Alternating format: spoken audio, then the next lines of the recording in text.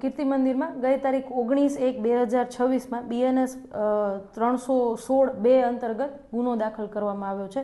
Matter એવી છે કે આરોપી છે જે વિશાલ લોઢિયા એમને જુદા જુદા લોકો પાસેથી, અત્યારે અમારી પાસે કુલ 19 જેટલા લોકો આવેલા છે, એ તમામ પાસેથી સોનું, ચાંદી અને રોકડ રૂપિયા લઈ એમને ગોલ્ડ ફાઇનાન્સ કંપની અથવા તો કોઈ ફાઇનાન્સ કંપનીમાં ગીરવે મૂકી એ તમામ પૈસા છે એ પોતાના અકાઉન્ટમાં ટ્રાન્સફર કર્યા। અને આ જે લોકો છે જેમને ગોલ્ડ ગીરવે મૂક્યું હતું આરોપી પાસેથી, એમને કંઈ ના આપ્યું, માત્ર તમામ પૈસા પોતાના અકાઉન્ટમાં ટ્રાન્સફર કરી અને ઉપાડી લીધા છે। આ રીતે આ તમામ લોકો જોડે એમણે ફ્રોડ કર્યું છે। આ બાબતે અમે કીર્તિ મંદિર પોલીસ સ્ટેશનમાં અરજી તપાસ ઉપરથી ગુનો દાખલ કરેલો છે।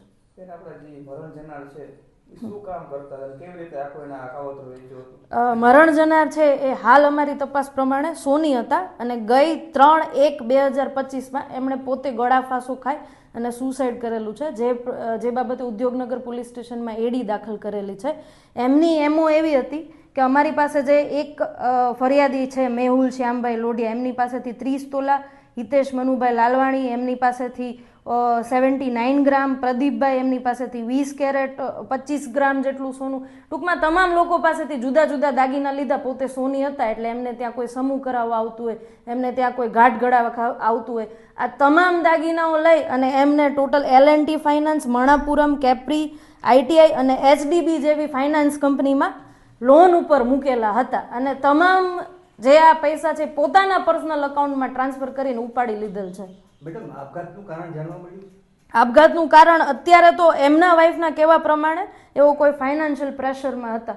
મેડમ, મૃત્યુ પામે પોલીસ કઈ દિશામાં કરશે? હા, આ બાબતે પોલીસે એવું નક્કી કર્યું છે કે આ તમામ લોકોના પુરાવા મેળવી, બેંક અકાઉન્ટની ટ્રેલ મેળવી, એક્ઝેક્ટ એવું નક્કી કરી કે તમામ પૈસા આરોપીએ પોતાના પર્સનલ અકાઉન્ટમાં લીધેલા છે અને આ તમામ ફાઇનાન્શિયલ જે કંપની છે એની જોડે લાયઝન કરી અને આ તમામ સોનું છે એ પોલીસ છે એ ગુના કામે કબજે કરશે, કોર્ટમાં જમા કરાવશે અને કોર્ટ એની કાર્યવાહી પ્રમાણે લોકોને અથવા તો ફાઇનાન્શિયલ કંપનીને ડિસાઇડ કરશે।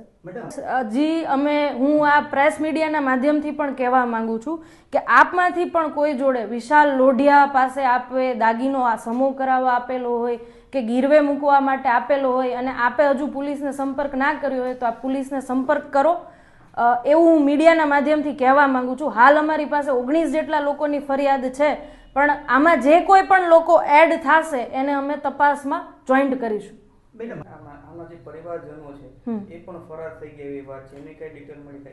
પરિવારજનો ફરાર થઈ ગયેલા નહોતા। પરિવારજનોની અમે ડિટેલમાં પૂછપરછ કરી, એમના પત્ની છે એ એમની વિધિ પતાવી અને જે હિન્દુ ધર્મની ધાર્મિક વિધિ પ્રમાણે ફૂલ પધરાવવાની પ્રક્રિયા હોય એ કરવા માટે નર્મદા કિનારે ગયેલા હતા। એ પાછા આવીને એમને અમારો સંપર્ક સાધેલો છે અને એમની પણ સઘન પૂછપરછ અમોએ કરેલી છે।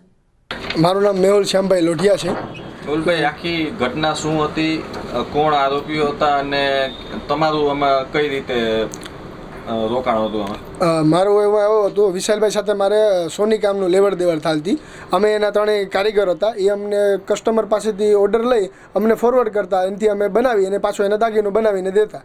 અમારે છેલ્લા લગભગ 4 થી 5 વર્ષથી ભાઈ સાથે વહીવટ ચાલતો હતો વિશાલભાઈ સાથે। એ વિશાલભાઈ પછી અત્યારે બધું સોનું બધું ગોલ્ડ લોનમાં મૂકી અને પછી ભાઈ 3 તારીખે આસપાસ એ ભાઈ આત્મહત્યા કરી લીધી અને પોતે ઘરના બધા પછી ફરાર થઈ ગયા। અને પછી અમે વેઇટ કરતા હતા કે ભાઈ કસ્ટમર આપણે એના વિશાલભાઈના ઘરના બધે અમને જવાબ દેશે, એ જવાબ દે એ પહેલાં એ લોકો ભાગી ગયા છે। એટલે એ બાબતે પછી અમે પહેલાં ફરિયાદ કરી કે સર આપણે આવી રીતે અમારી સાથે ફ્રોડ થયું છે। એમાં લગભગ અત્યારે પોરબંદરના ટોટલ સોની લગભગ 9 થી 10 જણા છે અને બીજા કસ્ટમર છે ને હજી વધી શકે એમ છે। અત્યારે અંદાજે 1.25 કરોડ આસપાસનું ફ્રોડ થયેલું છે એવો અંદાજ છે। પછી હવે કેટલા વધે ને કેટલા આવે એ પછી હવે જોશું કે શું તપાસ કરશે પોલીસવાળાએ। જે મૃતક જે છે વિશાલભાઈ, એ ક્યાં હતા અને ક્યાંથી એનો ધંધો હતો અને બીજા આવા કેટલા લોકો હશે અને તમારે શું વાત થઈ હતી, એમને રૂબરૂ કોઈ વાત થઈ હતી આગળ?